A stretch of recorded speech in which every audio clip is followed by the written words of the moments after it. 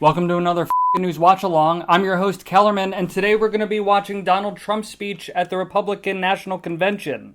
And sure, you could just watch clips of it, or read a summary, or read someone else's opinions of it. Or you could just watch it yourself. So let's do that, together. Thank you very much. Thank you very, very much. Wow. And thank you, Dana. Thank you, Kid Rock, sometimes referred to as Bob. Very and familiar thank you, with Lee, Kid Rock. right from the beginning. Thank you very much. What a talent. What a beautiful, beautiful soul. Thank you. Friends, delegates, and fellow citizens, I stand before you this evening with a message of confidence, strength, and hope. 4 months from now, we will have an incredible victory, and we will begin the 4 greatest years in the history of our country. This is about an hour and a half, by the way, so... Together we will launch a new era of safety, prosperity, and freedom for alcoholic citizens of every if you are race, drinking. religion, color, and creed.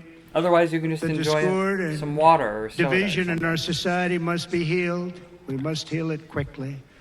As Americans, we are bound together by a single fate and a shared destiny. We rise together or we fall apart. I am running to be president for all of America, not half of America, because there is no victory in winning for half of America. So tonight, with faith and devotion, I proudly accept your nomination for President of the United States. Thank you.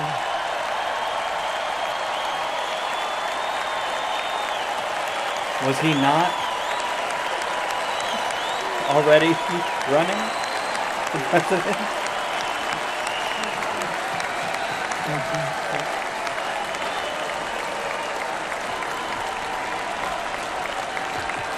Thank you very much.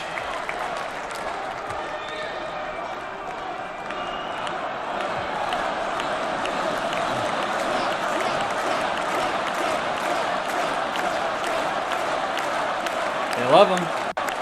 Thank you very much. Oh, this guy's crying. And we will do it right.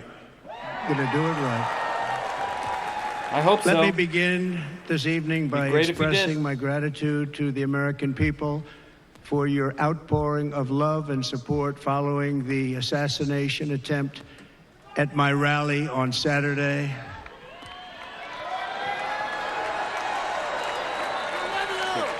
It's not the way to do it. As you already know, the assassin's bullet came within a quarter of an inch of taking my life. So many people have asked me, what happened? Tell us what happened, please. And therefore, I will tell you exactly what happened, and you'll never hear it from me a second time because it's actually too painful to tell. It was a warm, beautiful day in the early evening in Butler Township in the great Commonwealth of Pennsylvania. Music was loudly playing, and the campaign was doing really well. I went to the stage and the crowd was cheering wildly. Everybody was happy. I began speaking true so far. Very strongly, powerfully, and happily because I was discussing the great job my administration did on immigration at the southern border. We were very proud of it.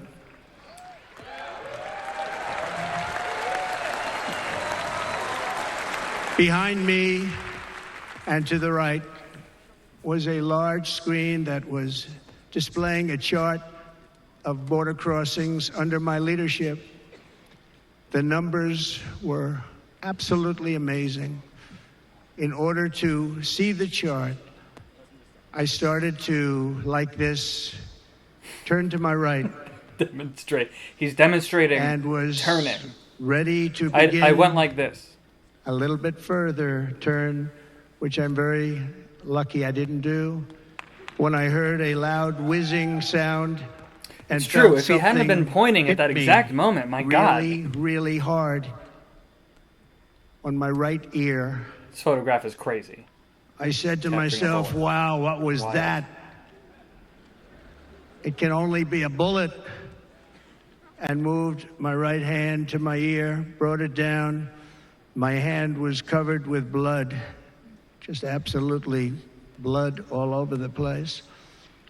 I immediately knew it was very serious, that we were under attack, and in one movement proceeded to drop to the ground. Bullets were continuing to fly as very brave Secret Service agents rushed to the stage, and they really did. They rushed to the stage.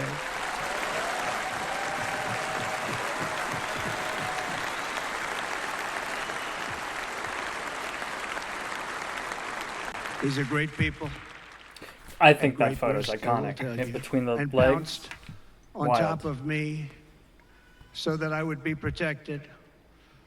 There was blood pouring everywhere, and yet, in a certain way, I felt very safe because I had God on my side. I felt that.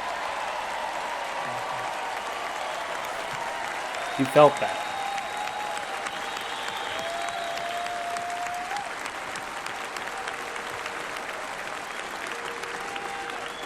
The amazing thing is that prior to the shot, if I had not moved my head at that very last instant, the assassin's bullet would have perfectly hit its mark, and I would not be here tonight. We would not be together. The most incredible aspect of what took place on that terrible evening in the fading sun was actually seen later. In almost all cases, as you probably know, and when even a single bullet is fired, just a single bullet, and we had many bullets that were being fired, crowds run for the exits or stampede, but not in this case. It's very unusual.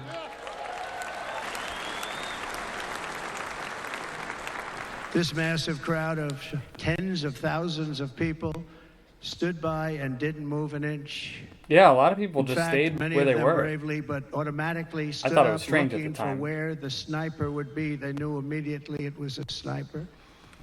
And then began pointing at him. You can see that if you look at the group behind me. That was Some of just a them were small pointing group to him before compared to anybody what was took in any front. shots. Nobody ran, and by not stampeding, many lives were saved. But that isn't the reason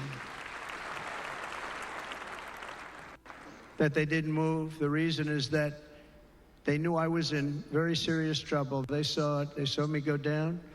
They saw the blood and thought, actually most did, that I was dead. They knew it was a shot to the head. They saw the blood.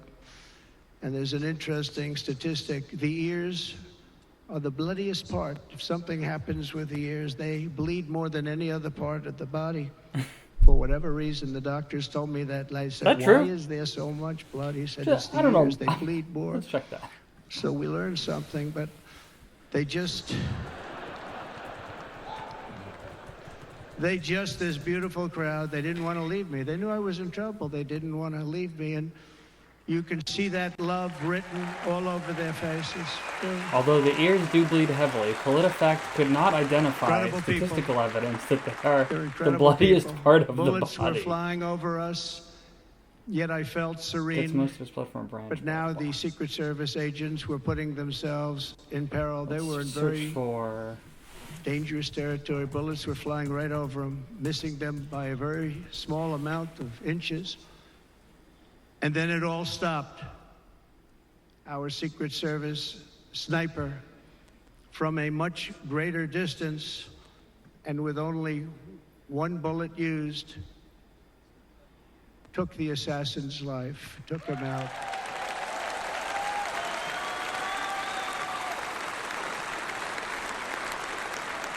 I'm not supposed to be here tonight.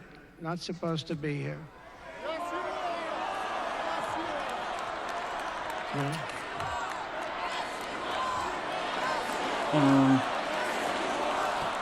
Ear, not the bloodiest part of the body.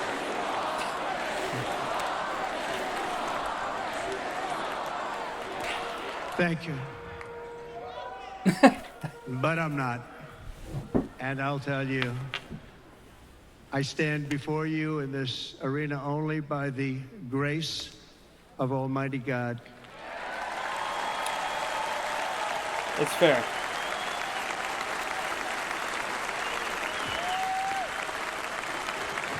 In watching the reports over the last few days, many He did just have a people brush with say death. it was a providential moment.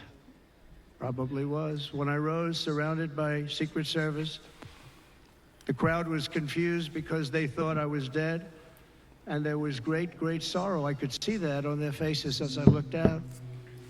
They didn't know I was looking out. They thought it was over. But I could see it, and I wanted to do something to let them know I was okay. I raised my right arm, looked at the thousands and thousands of people that were breathlessly waiting, and started shouting, "Fight, I feel like he's fight, kind of fight." milking the story just a little bit. Yes, all this happened. Is this the new Republican battle cry?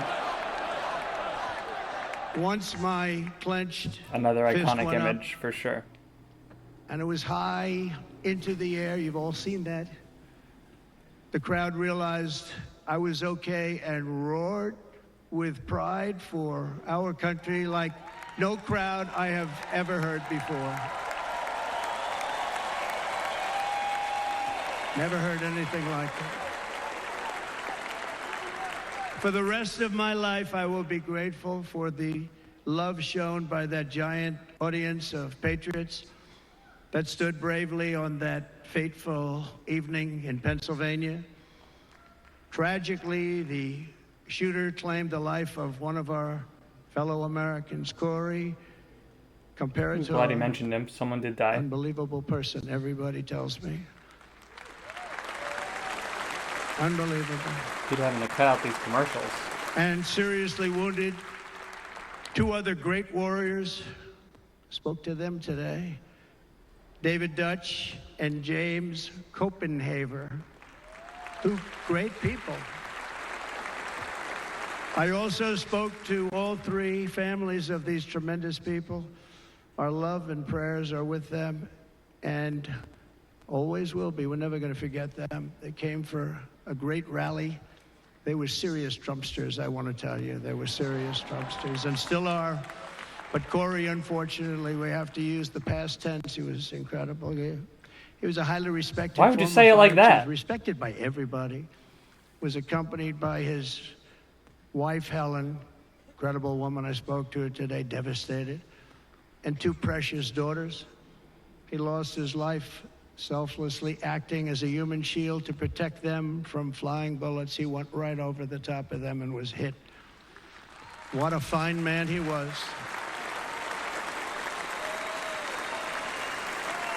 Glad he pays respect to that guy.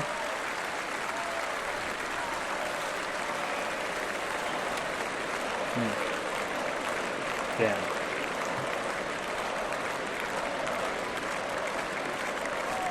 His uniform.